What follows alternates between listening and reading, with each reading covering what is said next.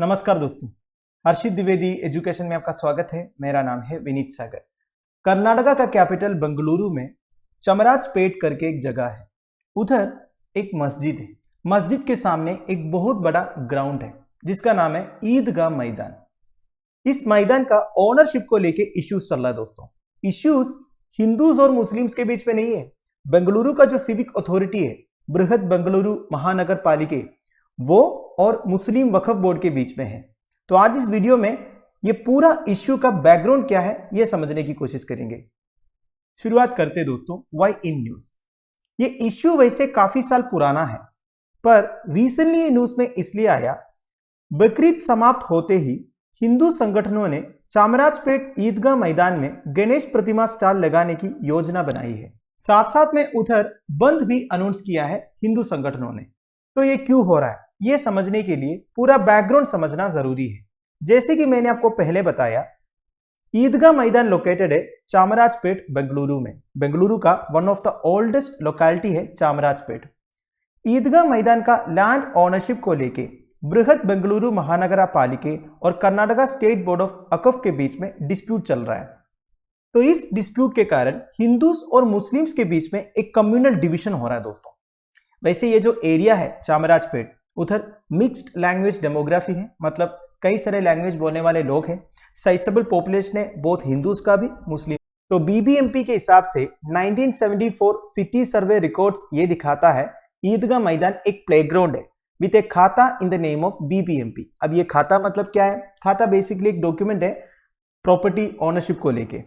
तो उस सर्वे रिकॉर्ड के हिसाब से ये लैंड एक सिविक प्रॉपर्टी है जो सिटी कॉर्पोरेशन से बिलोंग करता है। तो बीबीएमपी के हिसाब से 1974 से अब तक ये लैंड का ओनरशिप उनके पास है। 2006 में उन्होंने उधर एक बिल्डिंग, पब्लिक टॉयलेट ये सब बनाया। तो बीबीएमपी ने बोला जब हमने ये सब कंस्ट्रक्ट किया किसी ने ऑब्जेक्शन रेज नहीं किया कि ये हमारा लैंड है। पर ऐसे एलिगेशंस रहा है बीबीएमपी खाता रिकॉर्ड्स टैंपर किया था करके। तो कर्नाटका स्टेट बोर्ड ऑफ वक्फ का कहना यह है कि ये लैंड उनका है। तो जैसे लैंड ओनरशिप को लेके कंफ्यूजन आया तो बीबीएमपी एक नोटिस भेजा कर्नाटका स्टेट बोर्ड ऑफ वक्फ को और बोला अगर आप क्लेम कर रहे हो ये 2 एकड़ 10 गुंटा लैंड के ऊपर तो आप अपना प्रूफ ऑफ ओनरशिप दिखाइए। वैसे 1 गुंटा 1089 स्क्वायर फीट है। और बीबीएमपी ने यह भी बोला कर्नाटका स्टेट बोर्ड ऑफ वक्फ को कि ये जो खाता है, खाता प्रूफ ऑफ ओनरशिप नहीं है, केवल present possession of land and status of ownership है। तो अगर आपके पास कोई ऐसा प्रूफ है कि यह लैंड आपका है तो आप दिखाइए, तो प्रॉब्लम सॉल्व हो जाएगा। तो कर्नाटका स्टेट बोर्ड ऑफ वक्फ ने यह कंटेस्ट किया कि ये 2 एकड़ 10 गुंटा ऑफ लैंड है, ये रजिस्टर्ड वक्फ प्रॉपर्टी है। उनके क्लेम को सब्सटैंशिएट करने के लिए सेंट्रल मुस्लिम एसोसिएशन जो केयरटेकर है ईदगाह मैदान का, उन्होंने कुछ सेट ऑफ डॉक्यूमेंट्स भी सबमिट किए। अब इन सेट ऑफ डॉक्यूमेंट्स में 1964 का एक सुप्रीम कोर्ट ऑर्डर भी था। वैसे सुप्रीम कोर्ट उस ऑर्डर के थ्रू उस लैंड में एक बिल्डिंग कंस्ट्रक्ट करने का प्रपोजल को स्ट्रक डाउन किया था। मतलब देखिए 1960s में किसी ने ईदगाह मैदान में बिल्डिंग कंस्ट्रक्ट करने का प्लान बनाया होगा और वक्फ बोर्ड पहुंच गए होंगे सुप्रीम कोर्ट, और सुप्रीम कोर्ट ने अपने ऑर्डर के थ्रू उस प्रपोजल को स्ट्रक डाउन किया। इसके साथ साथ और एक वक्फ गैजेट नोटिफिकेशन भी उन्होंने दिखाया dated June 7, 1965 showing the land as a Waqf property. तब तो प्रॉब्लम सॉल्व होना चाहिए, पर ये सब के बावजूद 1974 सर्वे एंड सिविक रिकॉर्ड्स में इस जगह को एज ए प्लेग्राउंड दिखाया हुआ है। इस वजह से कंफ्यूजन क्रिएट हुआ। वैसे 1964 सुप्रीम कोर्ट ऑर्डर के हिसाब से बीबीएमपी के पास ओनरशिप ऑफ द लैंड नहीं है and there is a permanent injunction against the civic body from entering the property. वो प्रॉपर्टी में एंटर ही नहीं कर सकते। तो इसलिए बीबीएमपी ने अभी ऑर्डर किया है कि स्टेटस को मेंटेन करेंगे। स्टेटस को मतलब जैसे थे वैसे ही मेंटेन करेंगे, क्योंकि देखिए एक तरफ सुप्रीम कोर्ट का ऑर्डर है, उनके पास गैजेट नोटिफिकेशन है ये बोलते हुए कि ये जो 2 एकड़ 10 गुंडा लैंड है ये वक्फ प्रॉपर्टी है। दूसरी तरफ 1974 का सर्वे रिकॉर्ड्स है। तो ये दोनों के बीच में अब कंफ्यूजन है। इसलिए जैसे थे वैसे ही मेंटेन करो, बाद में स्टेट गवर्नमेंट ऑफ कर्नाटका कुछ डिसीजन लेंगे।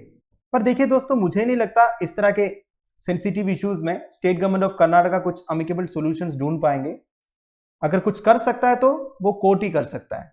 तो दोस्तों ये है बैकग्राउंड। अब रिसेंटली कुछ इश्यूज हुआ। जून 2022 को ये फ्यू हिंदुत्व ऑर्गेनाइजेशंस बीबीएमपी से परमिशन मांगे उस ग्राउंड में कुछ इवेंट्स कंडक्ट कराने के लिए। राइट विंग ऑर्गेनाइजेशंस का कहना यह है दोस्तों, ये जो ग्राउंड है इधर सारे कम्युनिटीज को अपने इवेंट्स कंडक्ट कराने का राइट होना चाहिए, क्योंकि हिंदुत्व ऑर्गेनाइजेशंस के हिसाब से तो ये लैंड का ओनर बीबीएमपी है, तो बीबीएमपी डिसाइड करेगा ना। तो ये जो हिंदुत्व ऑर्गेनाइजेशन है ये मस्जिद वालों से नहीं पूछा कि हमें ये लैंड दे दो, उन्होंने जाके बीबीएमपी से पूछा जो उनके हिसाब से actual owner of the land है। अब ऑब्वियस सी बात है ये मस्जिद वालों को अच्छा नहीं लगेगा, तो एक कम्युनल इश्यू उधर बन रहा था। इसलिए उधर के सिटी पुलिस कमिश्नर ने क्या किया, उन्होंने सिविक बॉडी से रिक्वेस्ट किया हमें उधर सीसीटीवी कैमरास इंस्टॉल करना होगा पूरे ग्राउंड के चारों तरफ। तो बीबीएमपी ने बोला ठीक है लगा दो।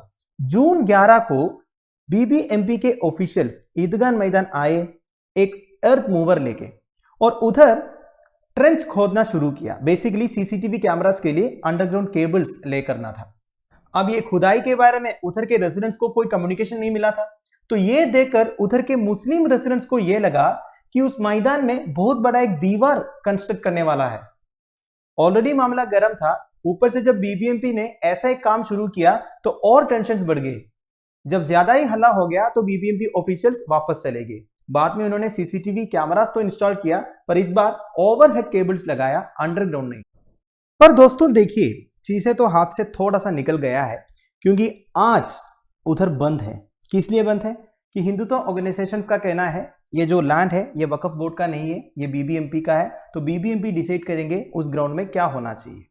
उनका कहना यह है ईदगाह मैदान तो प्लेग्राउंड है, ये केवल मुस्लिम कम्युनिटी के लिए नहीं सारे कम्युनिटीज के लिए खुला रखना चाहिए, एंड इवन हिंदू फेस्टिवल्स भी सेलिब्रेट करने देना चाहिए ईदगाह मैदान में। तो ये सब बोल के बंद कॉल किया है चमराजपेट सिटीजन्स यूनियन। वैसे चमराजपेट में साइजेबल मुस्लिम पॉपुलेशन है दोस्तों। चमराजपेट का जो एमएलए है वो कांग्रेस का है, जमीर अहमद खान। ऊपर से दोस्तों कुछ महीनों में बीबीएमपी इलेक्शंस आने वाला है और अगले साल कर्नाटका स्टेट असेंबली इलेक्शंस आने वाला है।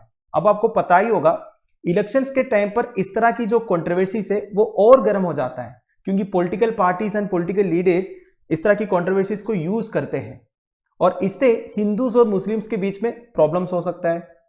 एंड ऑलरेडी ये इश्यू पॉलिटिसाइज हो चुका है।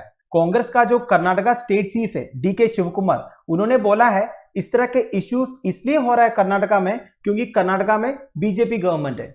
अब बीजेपी भी चुप नहीं बैठेंगे, वो भी कुछ बोलेंगे, तो इस तरह ये जो इश्यू है और पॉलिटिसाइज होता जाएगा और इश्यूज बनता जाएगा।